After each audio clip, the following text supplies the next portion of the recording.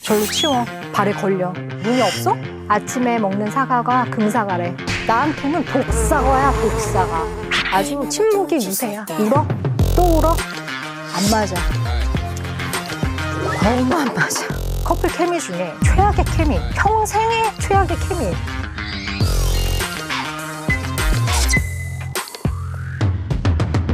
요즘 코로나 여파로 많은 가족들이 사회적인 거리두기가 안 되면서 굉장히 많이 힘들어하고 있는데요. 오늘은 여러분의 그 결혼 생활이 굉장히 힘들 것을 예상해서 결혼 생활 중에 한 파트를 도와드리고자 이 강연을 준비해봤습니다. 먼저 좀 간단한 퀴즈 하나 풀고 가도록 하겠는데요. 결혼 생활에서 평화로운 의사소통을 지속적으로 방해하는 것은 다음의 4가지 중 무엇일까요?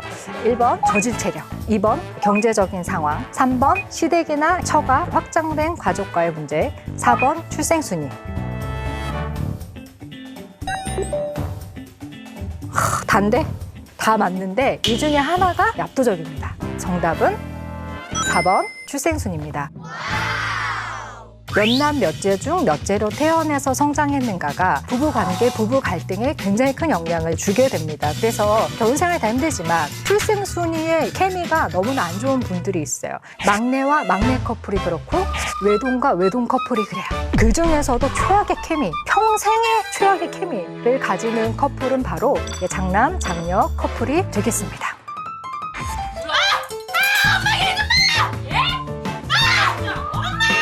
공무원 시험은 개나 소나 다 하면 다 되는 건 줄 아세요? 뭐? 개나 소나? 장남과 장녀가 만나서 결혼이라는 걸 했어요. 딱 생각해도 가슴이 탁탁하지 않으십니까? 모든 걸 돌이켜야 될 것 같죠?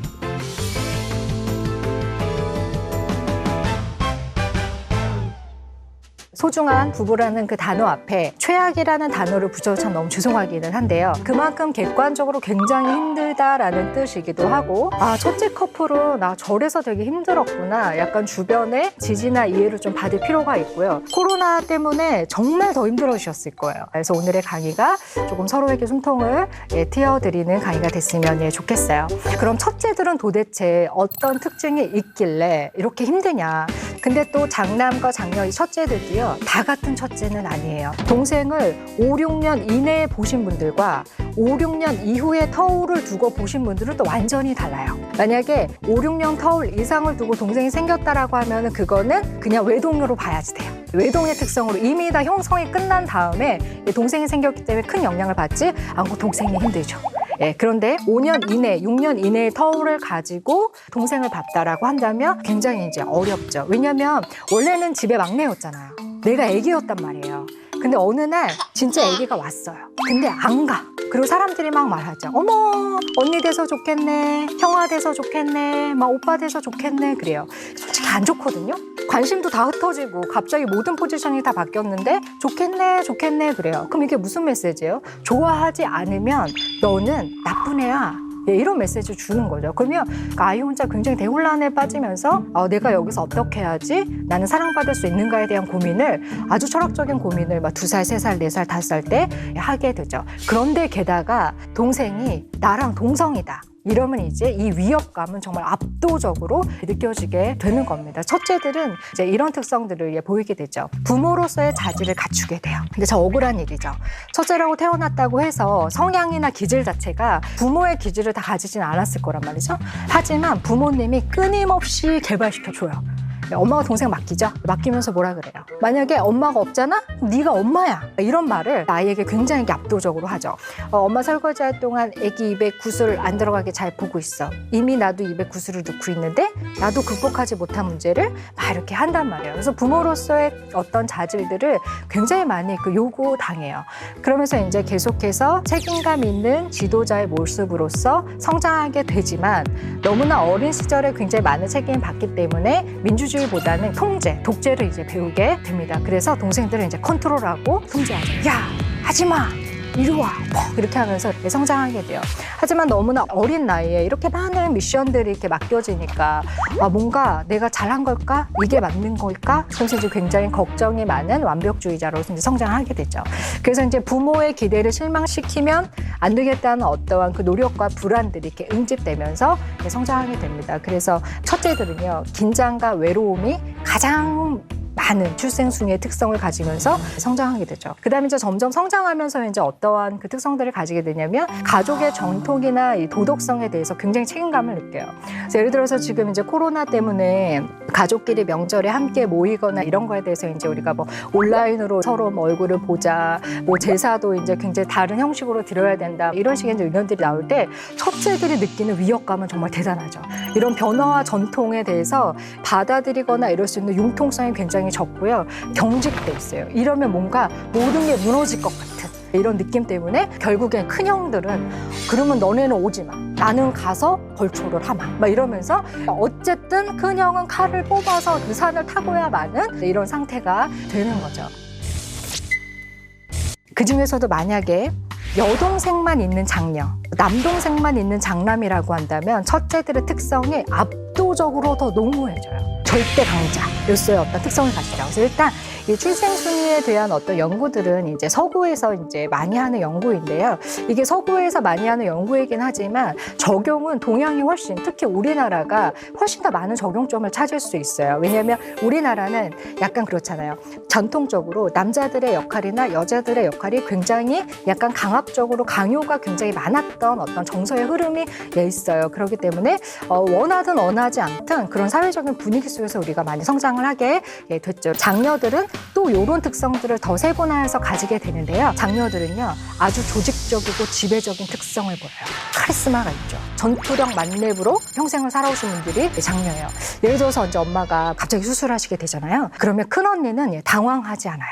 아주 조직적으로 오늘 맹장 수술할 거를 원래 알았던 사람처럼 동생들에게 지령을 내립니다. 전화하죠. 두지한테. 들었지? 엄마 수술하는 거. 올 거 없어. 오면 더 복잡해. 내가 내일까지 있을 거야. 너는 내일 와. 퇴원할 때. 너는 와서 운전해. 그 전화 끊어요. 셋째한테 전화하죠. 너는 엄마 갑자기 병원에 왔잖아. 집이 지금 정신이 없어. 엄마 집 가서 청소해. 그 다음에 장봐. 죽 끓여. 냉장이야. 울지 마. 알았지? 상황을 정확하게 정리하죠. 평생 모든 가정의 이슈들에 대해서 큰언니는 이런 식으로 움직이면서 살아왔거든요. 그러니까 너무 힘들어요. 근데 이제 워낙 혼자서 모든 것을 정리하고 해결해 왔기 때문에 충고를 잘 거절하는 특성을 보일 수 있어요. 근데 동생들이 걱정하니까 말해요. 언니 무리하지 마. 우리가 할게. 내일은 내가 알아서 해. 그리고 또 그 큰언니들은 아주 솔직하죠. 아주 올바른 의견을 제시하는 특성을 가지고 있어요. 그래서 막 부부싸움 해가지고 막 전화하잖아요. 언니 언니 너무 슬퍼. 그래. 이제 내가 얘기해도 되니? 나는 제부가 거의 보살이라고 생각해. 내가 너랑 살아봤잖아? 너가 결코 같이 살기 편한 스타일은 절대 아니야. 네가 사과해야 돼. 심정적으로 참 싫지만 큰언니들은 보통 아주 모범적이고 행동이 단정하며 그렇기 때문에 저항하기 굉장히 쉽지 않습니다. 그런데 여기에다가 한국의 큰언니들은 장녀로서의 특성이 좀 더 더해져요. K장녀라는 이제 신조어가 나왔어요. 기집애 비싼 돈 다 내고 대학 다녀서 뭐해? 집안은 남자가 세우는 거야.